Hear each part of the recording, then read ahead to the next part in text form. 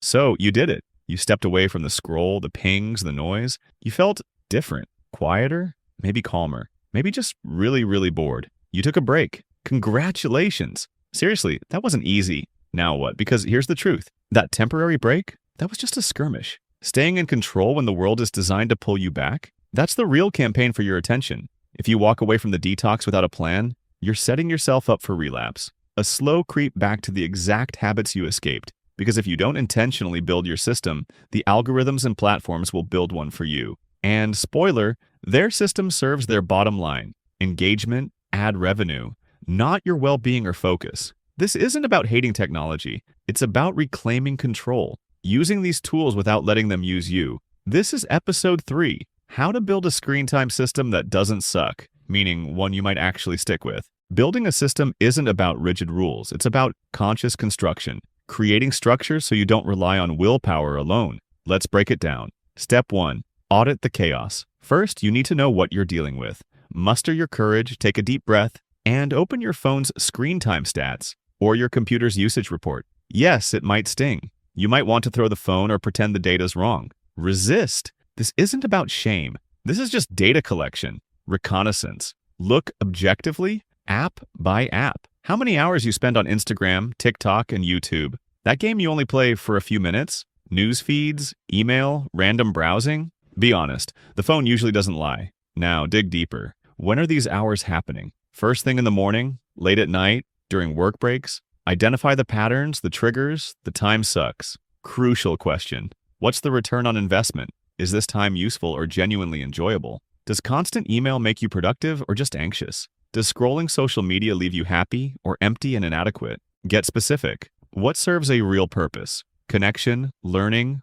work, real relaxation, and what's stealing your attention for nothing valuable back? List it out, on paper, somewhere tangible. The raw data of your current digital habits. You can't fix a leak until you know where it's coming from. Step 2, create realistic rules. Okay, you've seen the audit. Don't swing to the extreme and set impossible goals like phone only 30 minutes a day for philosophy. That's a recipe for failure and frustration, leading right back to numb scrolling. Instead, aim for sustainable change. Create rules you can stick to, even when you're tired. Think harm reduction, not digital sainthood. Examples of realistic rules. No screens 1 hour before bed. Blue light messes with sleep. Let your brain wind down. Read a real book. Stare at the ceiling. Anything but the glow. No phone for the first 30 to 60 minutes after waking. Avoid starting your day reacting to others' agendas.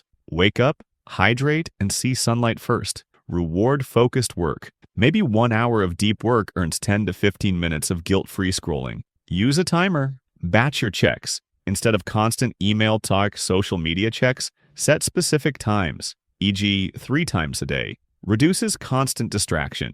The key is sustainability. Start small, maybe just no phone in the bedroom. Nail that, then add another. If a rule feels impossible, adjust it. This isn't punishment, it's designing a system for your life. Make rules you can live with. Step 3, define your no-phone zones and times. Your phone doesn't need to be glued to your hand 24/7. Create boundaries, not just time, but physical and situational ones. Establish sacred spaces where screens are simply not invited. Default equals off. The bathroom. Seriously, do you need Instagram on the toilet? Embrace momentary boredom. It builds tolerance for unstimulated moments. The bedroom. Huge one. Make it a sleep sanctuary, not news alerts. Charge the phone elsewhere.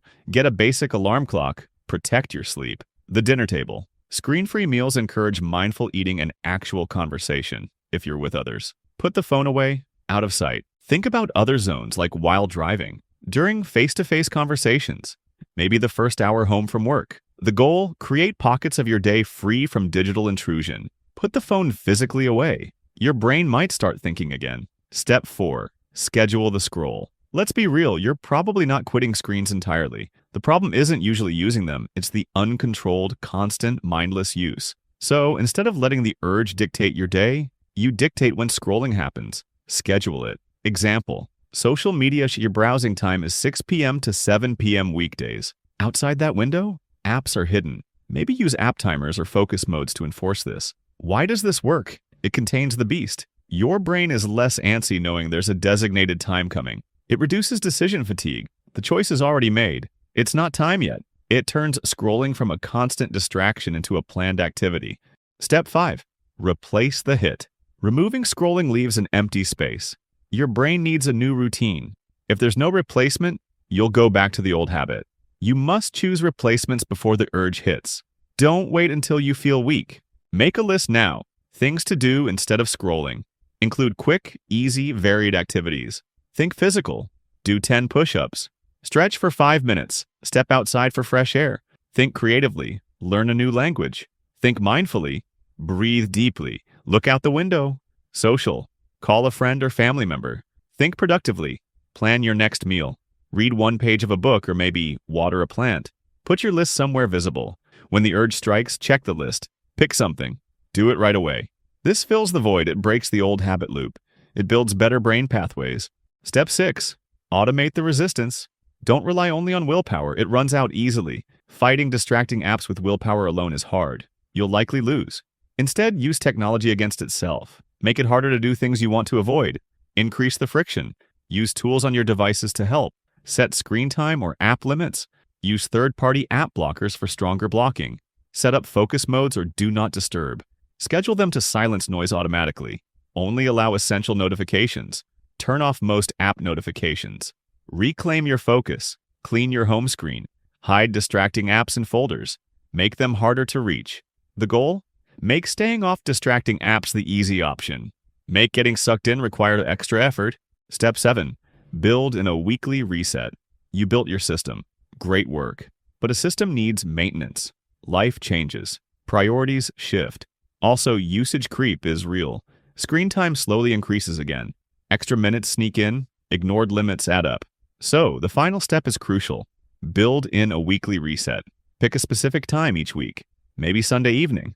Spend just 10 to 15 minutes checking in. During your weekly reset, review screen time stats for the past week. How did you do? Where did things slip? Did life change? Adjust your rules if needed. Adapt the system to your current reality. Notice the creep. Where did extra time sneak in? Which app? Which time? Awareness helps. Reset the line. Recommit to your boundaries for the next week. Tidy your home screen. Check notification settings again. Think of it like digital hygiene, like a dental checkup. This reset keeps your system healthy and effective. Remember, perfection isn't the goal. That's impossible. Aim for intention and control. You want to drive the bus, not react in the back seat.